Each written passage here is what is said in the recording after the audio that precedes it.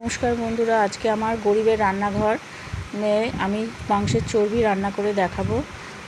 কড়াটা গরম হয়ে গেছে, তেল দিয়ে দিয়েছি, তার মধ্যে আলু কুচনো দিয়ে দিয়েছি। আলুটা লাল করে ভাজবো এবং পেঁয়াজ কুচনো আছে, তার সাথে পেঁয়াজ কুচনো দিয়ে দিলাম, একসাথে ভাজা হবে।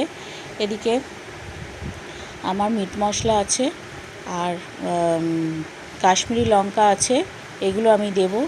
আমার আদা, রসুন, পেঁয়াজ এবং টমেটো বাটা একসাথে আমি কড়াই দিয়ে দিলাম।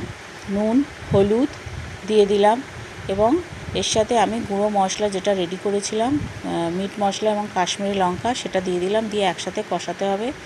কষানোর পরে আমি মাংসটা দিয়ে দিলাম। চর্বিটা দেওয়ার পরে আমি ভালো করে কষাতে হবে। কষিয়ে তেলটা যখন বেরোবে আস্তে করে ঢাকা দিয়ে দিতে হবে। দেখুন বন্ধুরা, ঢাকা দিয়ে দিলাম। ঢাকা দেওয়ার পরে আমি একটু প্রেশার কুকারে দিয়ে দেবো যাতে এটা সেদ্ধ হয়।